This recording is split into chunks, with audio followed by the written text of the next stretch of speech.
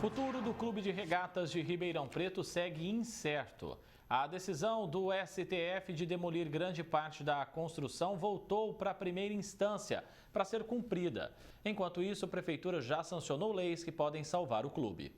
Uma mobilização para tentar salvar uma história de 90 anos. A Câmara aprovou e a Prefeitura de Ribeirão Preto sancionou 2 leis que podem ajudar o Clube de Regatas a reverter a decisão de demolir grande parte da estrutura.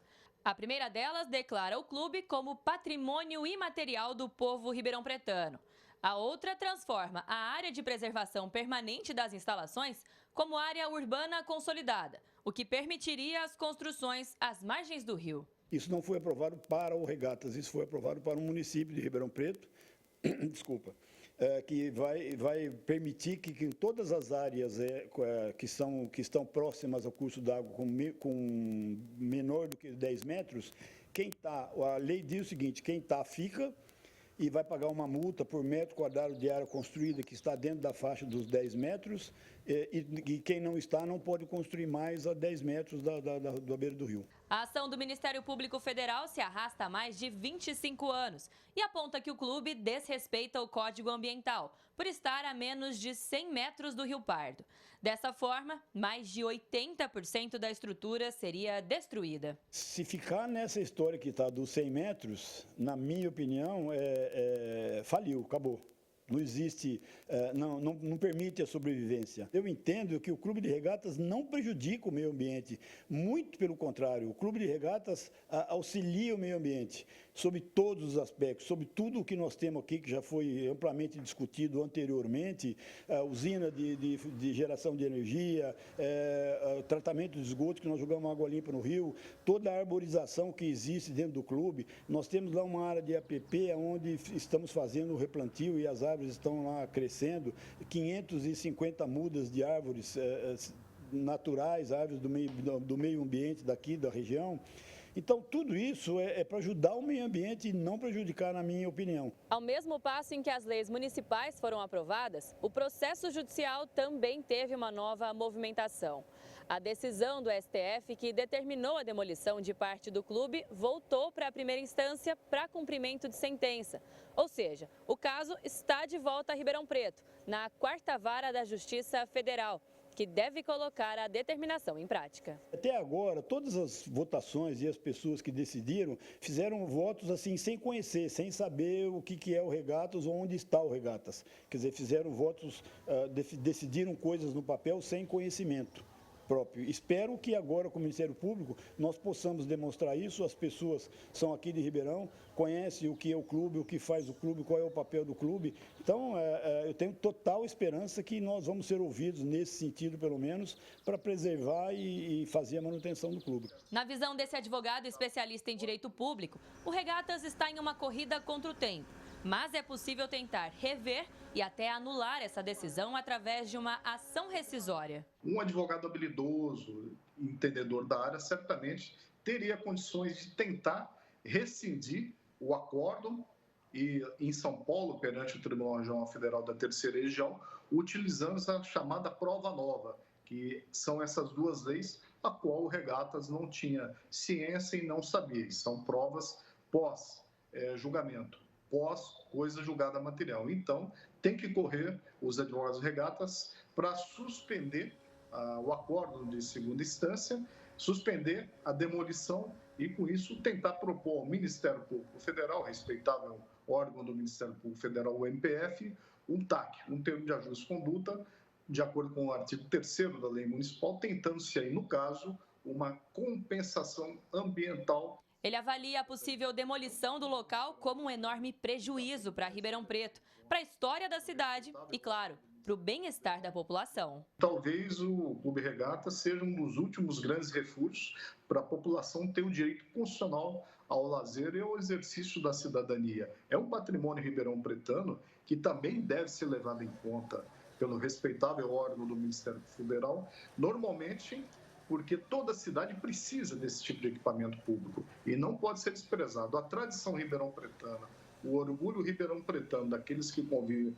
no Regatas, que é um clube superavitário, que dá lucro, porque ele é muito bem gestado economicamente falando, Ali a direção sempre ela é trocada com melhores índices a cada ano de gestão, também deve ser levado em conta. Alice Carvalho para o Jornal da Clube. A gente segue falando sobre esse assunto. Doutora Maria Fernanda Message, advogada, já conosco aqui ao vivo no nosso canal digital da Clube. Doutora, obrigado por nos atender. Para a gente começar a entender melhor de que forma essas mudanças na legislação podem ajudar a salvar o futuro do Regatas. Bem-vinda, boa tarde. Obrigada, André. Boa tarde. Então, vamos lá. Essa mudança da legislação é o que o senhor Hermínio falou, ela não é algo feita para o Regatas, ela é algo feita para o município. E para falar um pouquinho dessas mudanças, eu preciso falar um pouquinho sobre a legislação vigente. Então, a legislação que trata sobre o tema é o Código Florestal. Esse Código Florestal ele é de 2012 e um dos objetivos dele foi corrigir algumas situações pretéritas. Então, no curso do tempo, as leis foram sendo alteradas à medida que a sociedade passou a entender a proteção do meio ambiente algo importante, algo necessário. Mas elas mudaram de forma drástica, então sem uma regra de transição, o que na prática acabou deixando muitos produtores rurais na ilegalidade. E aqui eu estou falando produtor rural porque a lei fala muito dessa parte rural. E o Código trouxe um conceito importante que é o cerne da nossa questão, que é a área rural consolidada. Então, o que significa? Que algumas áreas de APP que tinham ocupação em 22 de julho de 2008, elas ficam sujeitas a uma nova forma de regularização. Então, vamos trazer o exemplo do recurso hídrico. A construção em torno de um recurso hídrico, se ela tinha essa construção nessa data de 22 de julho de 2008, a lei fala que ela pode continuar explorando e a regularização ela vai acontecer de uma forma diferenciada. Então, por exemplo, a lei fala que a proteção tem que ser de 30 metros. Essa regularização ela vai ser de 5, de 8, de 15 metros, a depender do tamanho da propriedade. Bom, o Código sempre falou em área rural consolidada, mas ele não falava de área urbana consolidada. E aí o grande problema que isso gerou é que o Judiciário trazia decisões contraditórias, né? Ele trazia decisões divergentes. Então, o STJ, buscando uniformizar essas decisões, ele julgou um caso para servir de exemplo para todos os processos semelhantes no país. E ele entendeu que quando eu falo de APP urbana, eu aplico o Código Florestal. E aí o Código Florestal mudou para conseguir prever alterações, como que regulamenta essa APP urbana, como regulamenta essa construção no recurso hídrico, né, no entorno do recurso hídrico. E aí ela tem algumas regrinhas de regularização, mas ela passou ao município a forma de regulamentar. Então é o município que vai determinar qual que é a faixa marginal da APP urbana consolidada. E foi exatamente o que o município fez. Ele passou a determinar qual que vai ser a forma de regularização. E por que é o município? Porque o município entende qual que é a importância desse recurso hídrico. Não dá para ser uma coisa geral para o país inteiro. É o município que sabe qual que vai ser essa faixa marginal. Então, essa decisão ela é positiva para o Clube Regatas, porque o município passou a regulamentar e agora isso vai afetar o clube de uma maneira geral, a forma de regularização. Doutora Maria Fernanda, eu gostaria de fazer mais uma pergunta para a senhora. Vou pedir para a senhora ser um pouco mais objetiva, porque o nosso tempo está estourando, mas eu queria entender por que determinar o Regatas como patrimônio imaterial de Ribeirão. O que isso significa e é uma medida que pode fortalecer realmente aí, ajudar nesse processo? Bom, ele ser reconhecido como um patrimônio imaterial, ele passou a representar, o clube representa a cultura do local, a vida social. Ele preserva algo que é importante para a sociedade. Então, isso com certeza vai fortalecer o cuidado com a área. Isso significa que o clube ele não pode ser vendido para virar um loteamento, para construção de casa. Ele vai ser sempre um clube. Então, a gente já sabe que o que está construído não vai poder expandir disso. Então, por isso que ela é uma medida que fortalece o cuidado com a área.